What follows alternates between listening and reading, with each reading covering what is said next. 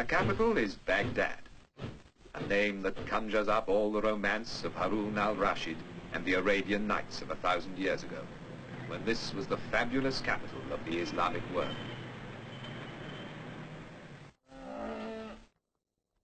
The tempo of an age-old way of life contrasts with the swifter rhythm of the new.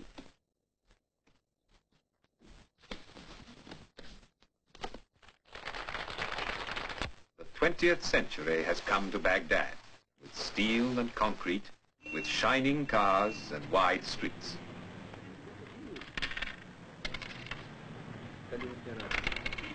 But the people of Iraq hold on to the best of their old traditions.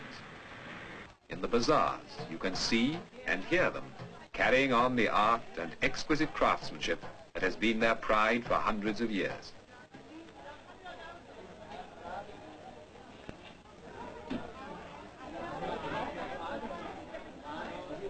"2,000 years before Christ, the world's first code of justice was laid down in the halls of Babylon.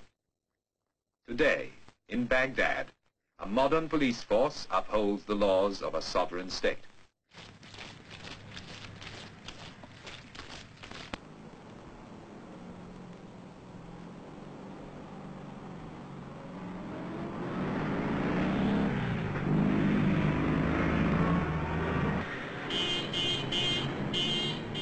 Today, the streets of the city are alive with the bustle of a young people who are taking back from the West the means to a brighter future.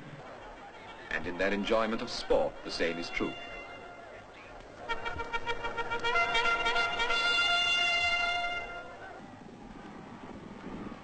From 3 Arab stallions brought to England over 200 years ago, every thoroughbred has been sired.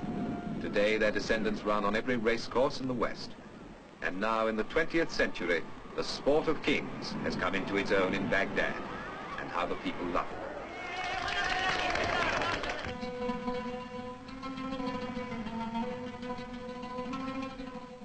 For the people of Iraq, the waters of the 2 great rivers, Tigris and Euphrates, are indeed the waters of life. All through history, this land has drawn its food, its whole existence, from these 2 waterways. Between the twin rivers, so legend says, was the world's first garden, the Garden of Eden. And here there is still the miracle of the water. With water, man has made the desert green with grain and vegetables, rich with spices and dates for all the world.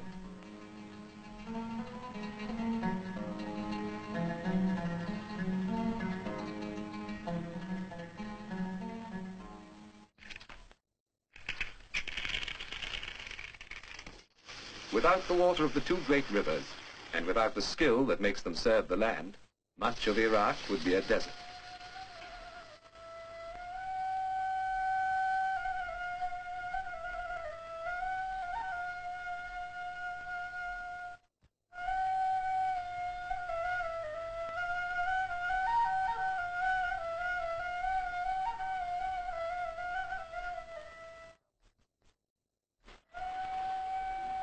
Only in the mountains and valleys of the north is there enough rain and snow to help the farmers cultivate their fields.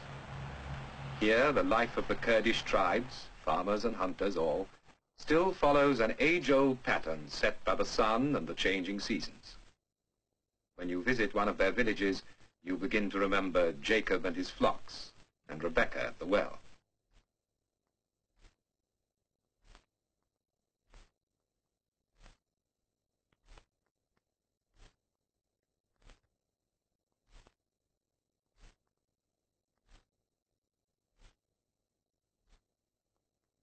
The men are already in the fields, tending the vines, watering the crops, as they have done from the time of Abraham, pausing only to offer a prayer to God for his goodness. Allahu Akbar, Allahu Akbar. Ashhadu an la ilaha illallah. Ashhadu an la ilaha illallah. أشهد أن محمدا رسول الله أشهد أن محمدا رسول الله حي على الصلاة حي على الصلاة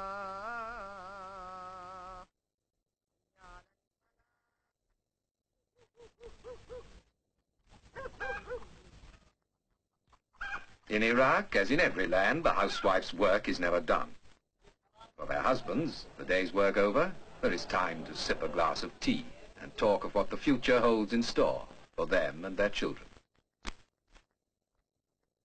But with the coming of spring and the sowing of the seed, all become young again and rejoice.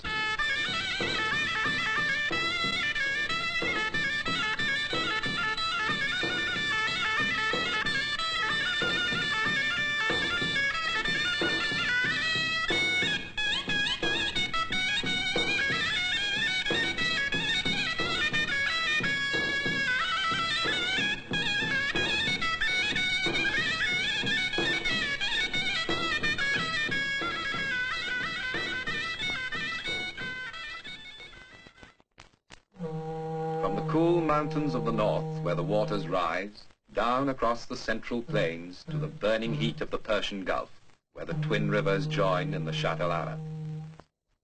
Here lies the great port of Basra, at the crossroads of the world's trade. For generations, seafaring men have made this their port of call, and the fables of Sinbad the Sailor were based on the stories they told. Today, the modern port of Basra is Iraq's waterway to the world. Ships laden with the goods of the new age sail out from the Persian Gulf to the Indian Ocean and the Far Orient.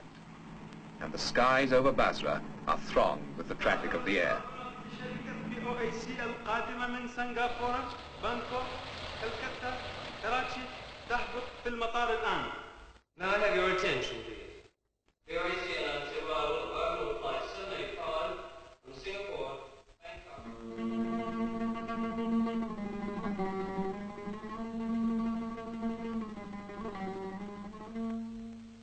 And yet, within a few minutes flying time of Basra is a strangely different world.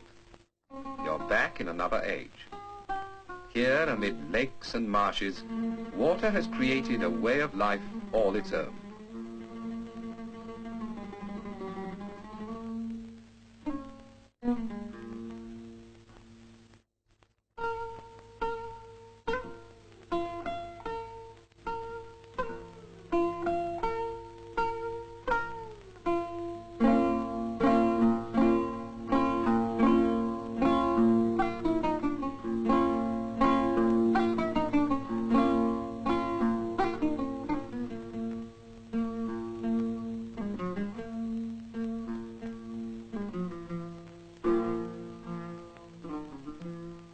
A way of life well suited to these strange surroundings, and at the same time a living reminder of that remote past when men settled by these waters to found the first great cities known to man.